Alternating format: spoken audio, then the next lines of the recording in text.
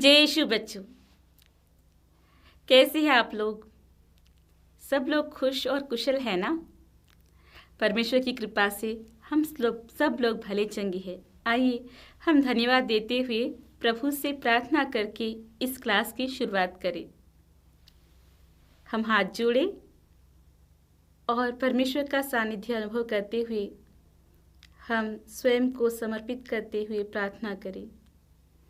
हे प्यारे प्रभु ईसा मसीह, हम आपकी स्तुति करते हैं, आपको धन्यवाद देते हैं। हे प्रभु, आप हमारे जीवन के एक बहुत बड़े रहस्य और सत्य है।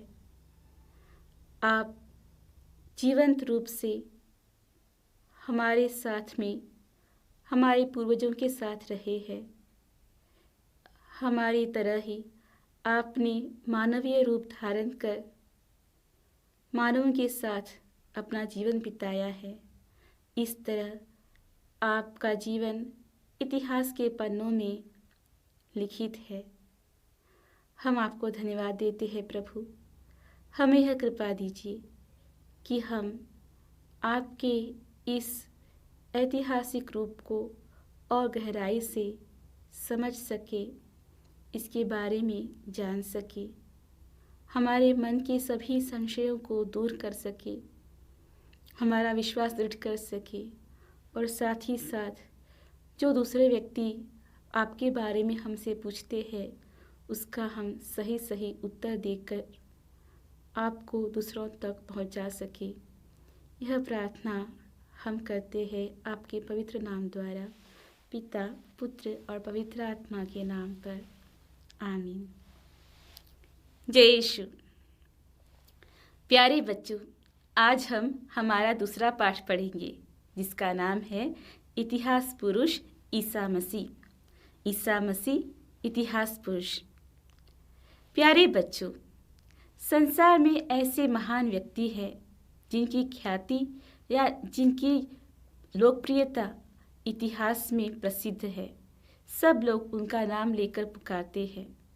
आपने अकबर राजा के बारे में सुना होगा, अशोक सम्राट के बारे में सुना होगा।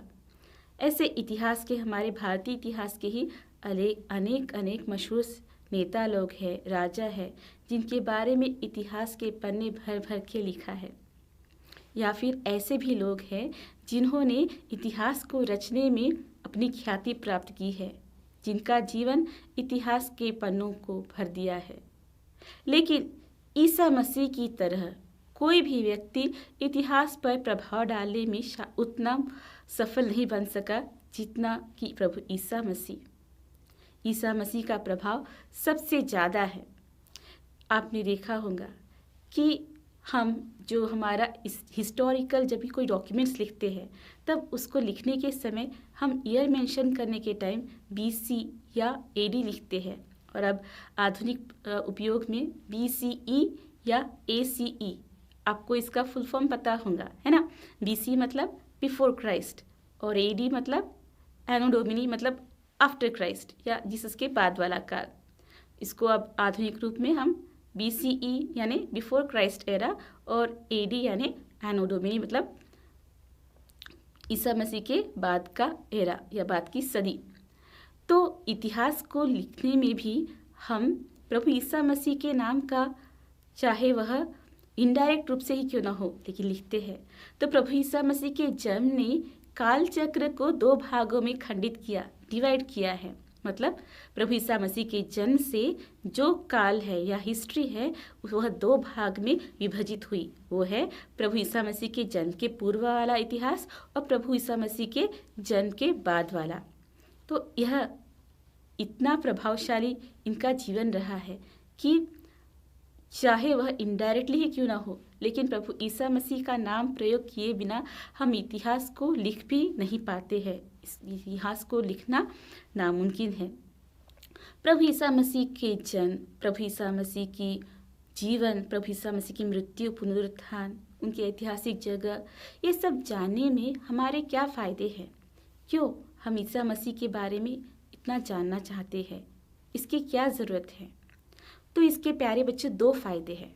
पहला ये कि जब हम ईसा मसीह के बारे में जानेंगे तो उनकी ऐतिहासिकता या मतलब history of Jesus, Jesus as a historical person या ऐतिहासिक पुरुष, इस जो दृष्टि से हम ईसा मसीह के बारे में पढ़ेंगे तब हमें ईसा मसीह के बारे में और जानकारी प्राप्त होंगी, उनके जन्म के बारे में, उनके जन्म जो स्थल है उसके बारे में, उनके जन्म का समय और वहाँ की जन्म के समय जिस लोगों में प्रभु ईसा मसीह का जन्म हुआ उनकी प्रथाएं, उनके विश्वास, उनकी रीति रिवाज, इस सब को जानने से हमारे जो विश्वास है प्रभु ईसा मसीह का वह दृढ़ हो जाएगा। हम ईसा मसीह को और गहराई से जान पाएंगे और हमारे जो प्रभु ईसा मसीह के बारे में जो विश्वास है वह गहरा होगा। और दूसरा फ़ायदा क्या है, जब हम ख्रिस्ती है तो ज़रूर ही आपके फ्रेंड्स जो गैर ख्रिस्ती है आपसे ईसा मसीह के बारे में अनेक प्रश्न पूछते हैं कि ईसा मसीह कौन थे, वे उनका जन्म कैसे हुआ, वो कैसे आप लोग कहते हैं कि वे असाधारण रूप से जन्म हुए, वे तो शायद साधारण व्यक्ति थे, वह मर गए, और ऐसे अनेक तरह से प्रश्न वो आपके पूछते होंगे। लेकिन यदि आपको उसका सही रीति से उत्तर देना है तो सबसे पहले आपको जानकारी हासिल करनी होगी। इसीलिए प्रभु ईसा मसीह के बारे में दूसरों की शंकाएं दूर करने में भी हमें ऐतिहासिक पुरुष ईसा मसीह को समझना बहुत ही उपयोगी रहेगा। तो इस तरह बच्चों प्रभु ईसा मसीह के ऐतिहासिक पुरुष इसकी जो स्टडी है वह हमें स्वयं के जो विश्वास है उसको दृढ़ करने में और दूसरों की शंकाएं हैं उसको भी दूर करने में उपयोगी रहेगी। इसीलिए हम ईसा मसीह के बारे में पढ़ते हैं और ईसा मसीह को एक ऐतिहासिक पुरुष के रूप में देखते हैं, क्योंकि इतिहास में भी अनेक जगह पर ईसा मसीह के जो ऐतिहासिक पुरुष होने का दावा किया गया है। इसके हमें बहुत सारे जो प्रमाण मिलते हैं ऐतिहासिक, ना सिर्फ यहूदियों के ही नहीं या फिर ख्रिस्तियों के नहीं, गैर ख्रिस्तियों के भी जो लेख है और हिस्टोरिकल डॉक्यूमेंट्स है उसमें भी हमें प्रभु ईसा मसीह के ऐतिहासिक पुरुष होने के कई प्रमाण मिलते हैं।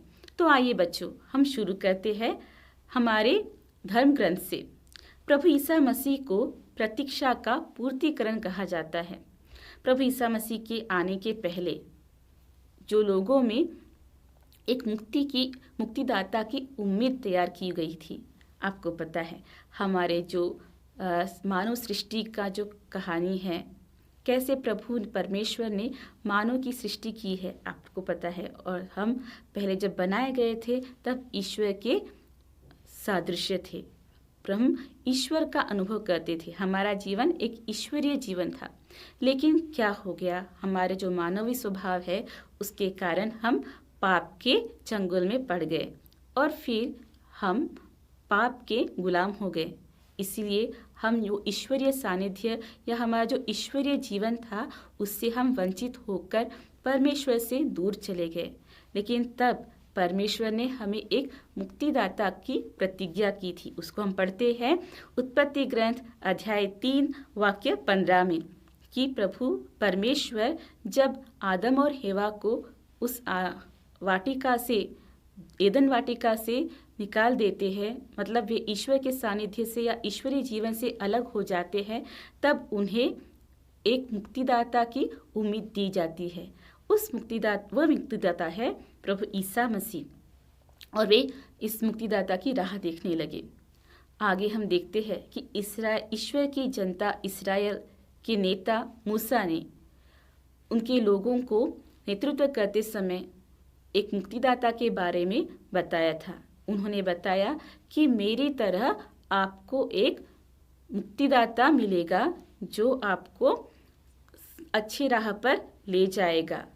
उन्हें कहते हैं तुम्हारा प्रभु ईश्वर तुम्हारे बीच तुम्हारे ही भाइयों में से तुम्हारे लिए मुझ जैसा एक ऐसा नबी उत्पन्न करेगा जो, और तुम लोग उसकी बात सुनोगे। क्या कहते हैं, मूसा ने उनको बताया कि तुम्हारे बीच में से, तुम्हारे ही भाइयों के बीच में से तुम्हारे लिए एक मुझ जैसा नेता बनेगा, प्रभु परमेश्वर मुझ जैसा एक नेता उत्पन्न करेगा और तुम सब लोग उसकी बात सुनोगे। इसको हम पढ़ते हैं विधि विवरण ग्रंथ अध्याय 18 वाक्य 15 में। और मूसा के इस कथन से भी जो इस्राएली जनता थी उनके बीच में फिर एक बार मुक्तिदाता के बारे में जो उम्मीद थी वह फिर से जागृत हो गई। वे सब लोग मुक्तिदाता की राह देखने लगे। लेकिन इस तरह जब मूसा से लेकर अनेक नबियों द्वारा प्रभु परमेश्वर इस्राएली जनता मतलब ईश्वर की जनता से अपनी बातें कहा करते थे, उनके मन में प्रत्याशा देते थे। लेकिन जब समय का पूर्तिकरण हो गया, समय की पूर्णता में प्रभु परमेश्वर ने अपने आप को ईसा मसीह द्वारा प्रकट किया। हम देखते हैं इसको इब्रानियों के नाम पत्र अध्याय 1 वाक्य 1 और 2 में कि पूर्वज या पुराण बारंबार और विविध रूप से नबियों द्वारा हमसे बोला, लेकिन जब समय की पूर्णता हो गई तब प्रभु परमेश्वर अपने पुत्र द्वारा हमसे बोला है। इससे हमें यह पता चलता है कि प्रभु ईसा मसीह जो पूर्वजों को दिए गए वादा था उस वादे की पूर्णता है। जो परमेश्वर ने मुक्तिदाता का वादा किया था वह वादा प्रभु ईसा मसीह को मानव रूप में हमारे बीच भेजकर परमेश्वर ने अपना वादा पूरा किया है। तो इस प्रकार हम जो ईश्वरीय प्रजा थी जो एक मुक्तिदाता के इंतजार कर रही थी, उस इंतजार की पूर्णता भी प्रभु ईसा मसीह में हो जाती है।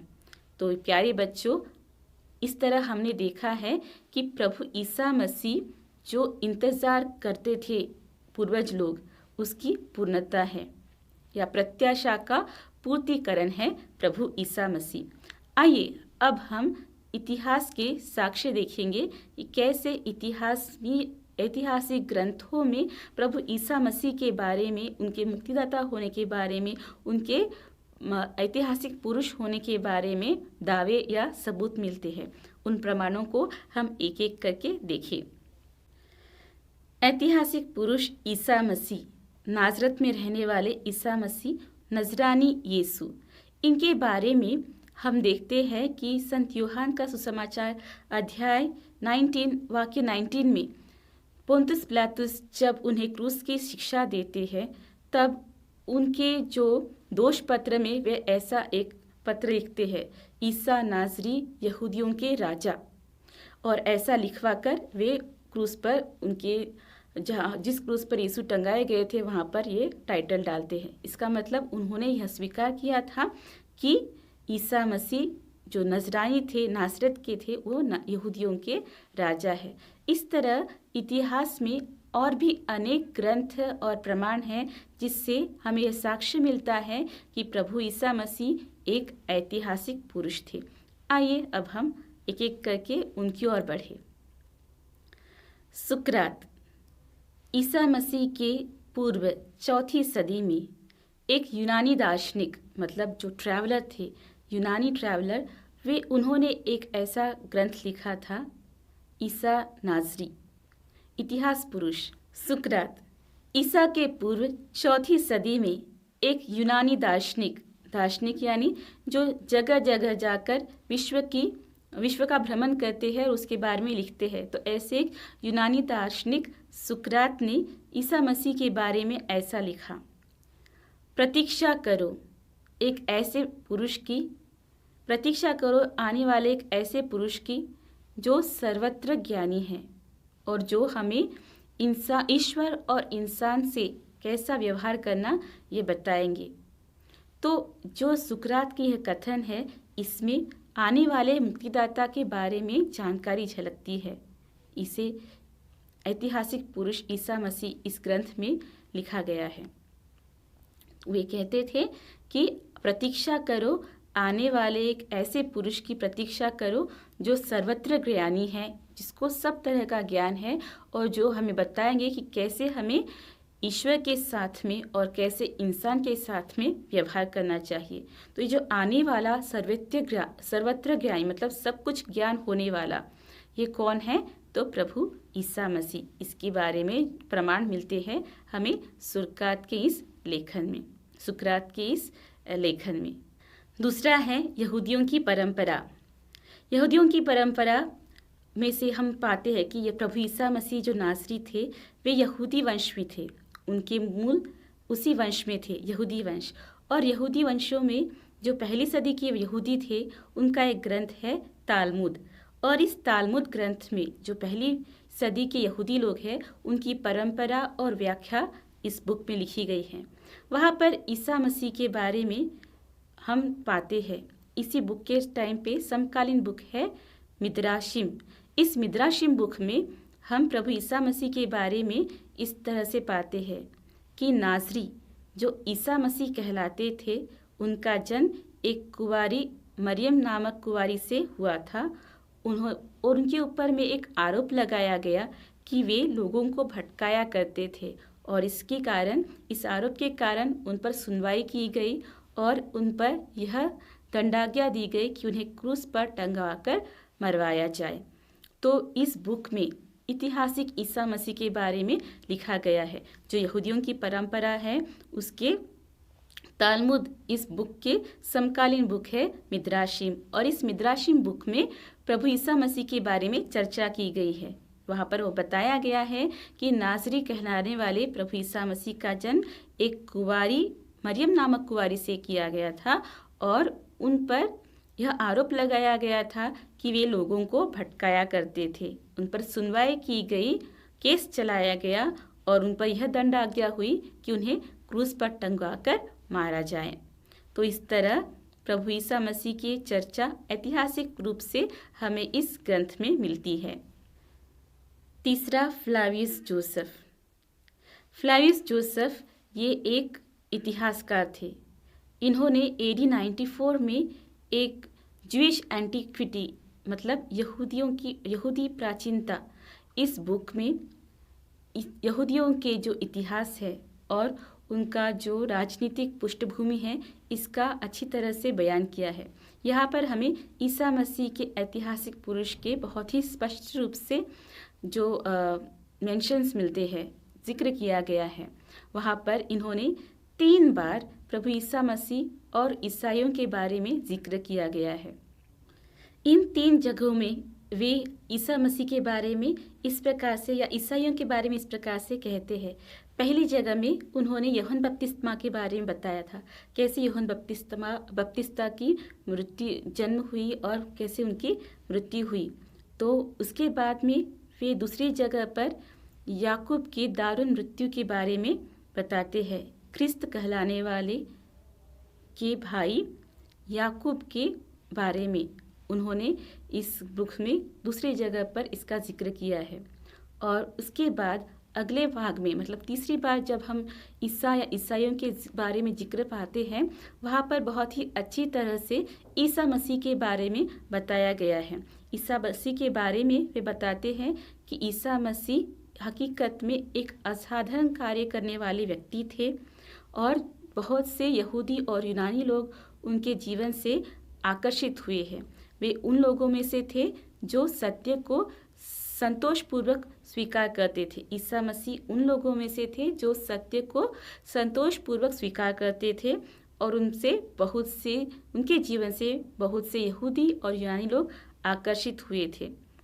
लेकिन जब समाज के जो बड़े लोग थे उन्होंने प्रभु ईसा मसीह पर आरोप किया, तब पिलातुस ने उन्हें क्रूस पर ठुकवाकर मरवा डाला। लेकिन प्रभु ईसा मसीह जो उनसे प्यार करते थे उन्हें वंचित नहीं किया, बल्कि उनका प्यार का उत्तर के रूप में प्रभु ईसा मसीह वास्तव में तीसरे दिन फिर मृतकों में से जी उठकर अपने शिष्यों को उन्होंने दर्शन दिया। इस तरह प्रभु ईसा मसीह के बारे में तीसरी बार जो जिक्र है वह यहूदी प्राचीनता इस पुस्तक में हम पाते हैं। कैसे फ्लावियस जोसेफ ने ईसा मसीह के बारे में अपने यहूदी प्राचीनता इस बुक में 3 बार जिक्र किया है। पहला यूहन्ना बपतिस्ता के बारे में, दूसरा उनके भाई याकूब के बारे में, उनकी मृत्यु के बारे में, और तीसरा स्वयं उनके बारे में। इस तरह जो ईसा मसीह है इनके बारे में इनके जो अद्भुत कार्य हैं और इसके अलावा जो कार्य वे करते थे उनके बारे में जो भविष्यवाणियाँ थी, अद्भुत भविष्यवाणियाँ, उसका भी जिक्र इस पुस्तक में किया गया है। तो ये है तीसरा प्रमाण जो हम फ्लावियस जोसेफ के बुक ज्यूइश एंटिक्विटी या यहूदी प्राचीनता में से पाते हैं। आइए अगले पॉइंट की ओर या अगले सबूत की ओर बढ़ते हैं। रोम के ग्रंथकार। रोम के अनेक ग्रंथकारों में भी प्रभु ईसा मसीह के बारे में बहुत से प्रमाण हम पाते हैं। आपको पता होगा, जब रोमन साम्राज्य था तब हमारे जो आदि ख्रिस्तीय कलीसिया थी वह बहुत अत्याचारों में से गुजर रही थी। तब उन्हें खुले खुले प्रभु ईसा मसीह की स्तुति आराधना करने का कोई भी अवसर उपलब्ध नहीं था। वे इस दहशत से डरकर छिपकर प्रभु की स्तुति आराधना करते थे। सन 112 एडी में जो वहाँ के एशिया माइनर के गवर्नर थे, उनका नाम था प्लिनी, इन्होंने सम्राट ट्राजन को एक पत्र में ऐसे लिखा कि उनके जो सीमा में, उनके अनुशासन के सीमा में आने वाले बिथनिया स्थल में ऐसे बहुत सारे ख्रिस्तीय लोग हैं जो सुबह मतलब भोर होने से पहले एकत्र होकर स्तुति गान करते हैं और यीशु की आराधना करते हैं जैसे कि प्रभु यीशु स्वयं ईश्वर हो। इसका जो लेखन है यह हमें सबूत देता है कि प्रभु ईसा मसीह ऐतिहासिक पुरुष थे जो इन रोम के ऐतिहासिक ग्रंथों में हम पाते हैं। यह जो कथन था यह एक लेटर में था जो गवर्नर प्लिनी ने सम्राट ट्राजन को दिया था। सम्राट ट्राजन के समय में भी जो हमारी आदि ख्रिस्तीय कलीसिया थी अनेक अत्याचारों में से गुजर रही थी, इसीलिए वे खुलेआम प्रार्थना न करते हुए सब लोग उठने के पहले बहुत बड़े सुबेरे ही उठकर प्रभु की स्तुति और आराधना करते थे। साथ ही साथ टैसिटस जो रोम के एक बहुत ही मशहूर और प्रधान ग्रंथकार थे जिन्होंने ऐतिहासिक ग्रंथ लिखे हैं, उन्होंने अनलस नामक अपने एक ग्रंथ में इस प्रकार लिखा है कि सम्राट तिबेरियस के शासनकाल में जब पोंतियस पिलातुस गवर्नर थे उनके समय में ख्रिस्त की हत्या हुई थी। उनके नाम पर ईसाई लोग अनेक प्रकार के ग्रंथ में अनेक प्रकार के विविध अनुष्ठान करते हैं और इसका हमें सबूत मिलता है अनलस नाम के बुक जिसको लिखा था एक बहुत ही प्रसिद्ध ग्रंथकार टैसिटस। तो इस तरह रोम के ग्रंथकारों में भी उन्होंने प्रभु ईसा मसीह एक ऐतिहासिक पुरुष होने का दावा या प्रमाण दिया है। इस तरह साबित होता है कि प्रभु ईसा मसीह कोई कहानी या एक मिथ नहीं है, बल्कि प्रभु ईसा मसीह एक ऐतिहासिक पुरुष थे जो सच में इस पृथ्वी पर आए और उन्होंने प्रभु ईश्वर का जो वचन था वो लोगों तक पहुंचाया और हमारे लिए एक मुक्ति कार्य संपन्न किया उनके क्रूस के बलिदान द्वारा। आइए हम अगले प्रमाण की ओर बढ़ते हैं। अप्रामाणिक ग्रंथ। अप्रामाणिक ग्रंथ वे ग्रंथ है जो प्रभु ईसा मसीह के बारे में लिखे गए थे लेकिन जिन्हें पवित्र कलीसिया औपचारिक रूप से स्वीकार नहीं करती। प्रभु ईसा मसीह के बारे में उनके शिष्यों ने, बहुत सारे चेलों ने लिखा था उनके जीवन के बारे में, लेकिन सभी ग्रंथ हम औपचारिक रूप से स्वीकार नहीं करते। औपचारिक रूप से हमें सिर्फ 4 सुसमाचार है और फिर पत्र है और प्रेरित चरित्र है, लेकिन इसके अलावा भी बहुत सारे ग्रंथ हैं जहाँ पर प्रभु ईसा मसीह के जीवन के बारे में और भी गहराई से हमें जानकारी मिलती है। विविध रूप से प्रभु ईसा मसीह के बारे में लिखा गया है। उनमें से प्रसिद्ध कुछ है थोमा चरित्र, फिर नाजरियों का सुसमाचार, पेतरुस का सुसमाचार, इब्रानियों का सुसमाचार और याकूब का पोता एग्वेनेलुस। ये सब अप्रामाणिक ग्रंथों के उदाहरण हैं जहाँ पर हमें प्रभु ईसा मसीह के बारे में और भी विविध रूप से चर्चाएं मिलती हैं। तो प्यारे बच्चों, आज हम जब ईसा मसीह की ऐतिहासिक पुरुष होने की या हिस्टोरिकल पर्सन होने के बारे में गहराई से पढ़ते हैं तो ज़रूर आपके मन में प्रभु ईसा मसीह को और गहराई से जानने की उत्सुकता बढ़ गई होगी। कैसे प्रभु ईसा मसीह के बारे में इतिहास में लिखा है और सिर्फ बाइबल में ही नहीं, बाइबल के अलावा अनेक ग्रंथों में और अनेक राष्ट्रीय ग्रंथों में और ऐतिहासिक ग्रंथों में प्रभु ईसा मसीह के बारे में चर्चा का जिक्र मिलता है। तो प्यारे बच्चों, प्रभु ईसा मसीह जो हमारे प्रतीक्षा की पूर्णता है, हमारे पूर्वजों की प्रतीक्षा की पूर्णता है, और हमारा विश्वास है कि प्रभु ईसा मसीह हमारा मुक्तिदाता है, तो हमें प्रभु ईसा मसीह के शिष्य होने पर गर्व होना चाहिए, क्योंकि प्रभु ईसा मसीह केवल एक कहानी नहीं या कोई मिथ नहीं है, बल्कि प्रभु ईसा मसीह एक ऐतिहासिक पुरुष थे जो हमारे लिए, हमारी मुक्ति के लिए स्वर्ग से इस पृथ्वी पर आए, मानवीय रूप धारण कर वे हमारे बीच में रहे, और उनके प्रमाण आज भी जीवित है जो उनकी जीवित कहानी बताते हैं। तो प्यारे बच्चों, इस पाठ को आप ज़रूर ध्यान से पढ़िए, और इन जो अभी हमने प्रमाण पढ़े थे, जैसे यहूदियों की परंपरा, रोम के ग्रंथकार, या फिर अनौपचारिक ग्रंथ, अप्रामाणिक ग्रंथ, ऐसे अनेक जो ग्रंथ हमें मिलते हैं प्रभु यीशु के बारे में बताते हैं, उसे हम पढ़ें और ईसा मसीह को और गहराई से जानने की कोशिश करें। तो आइए एक छोटी सी प्रार्थना करते हुए हम इस क्लास को समाप्त करें। आप इस क्लास जो पाठ है इसको पढ़ना नहीं भूलिएगा, ज़रूर इसे पढ़कर इसके कोई जो डाउट्स होंगे उसको क्लियर करने के लिए आप इसे कमेंट में लिखिए। हम ज़रूर इसका उत्तर देने की प्रयास करेंगे और आपकी शंकाओं को दूर करेंगे। हम क्यों पढ़ते हैं ईसा मसीह के बारे में, ईसा मसीह के ऐतिहासिक पुरुष को पढ़ना क्यों ज़रूरी है? 2 कारण हमने बताए थे। पहला कि हमारा स्वयं का विश्वास जो है वो दृढ़ बनेगा, और दूसरा इसलिए कि हमसे जो अन्य लोग प्रभु ईसा मसीह के बारे में अलग अलग प्रकार की शंकाएं पूछते हैं, उसका हमें सही रूप से उत्तर देने में यह जानकारी बहुत ही मददगार होंगी। तो आइए हम उत्सुक होकर प्रभु ईसा मसीह के बारे में और जानें और इस जानकारी को दूसरों तक फैलाएं। हम प्रार्थना करें। हे प्यारे प्रभु, हम आपको धन्यवाद देते हैं कि आपने हमें आपके बारे में और गहराई से समझने का यह मौका प्रदान किया है। हम विश्वास करते हैं प्रभु कि आप स्वयं ईश्वर पुत्र हैं और आपने मानव का रूप धारण कर हमारे बीच निवास किया है। आप हमारे इतिहास का एक बहुत ही बड़ा भाग है। आपके जन्म ने इतिहास पर इतना प्रभाव डाला कि इस इतिहास को 2 भागों में विभाजित किया है। हमारा अस्तित्व आपके नाम से है। आपके बिना हम स्वयं को भी नहीं देख पाते हैं। हे प्रभु, हमें यह कृपा दीजिए कि हम आपको और गहराई से जान सके और हमारा विश्वास दृढ़ करते हुए हम आपके नाम को दूसरों तक फैलाएं। पिता, पुत्र और पवित्र आत्मा के नाम पर आमीन।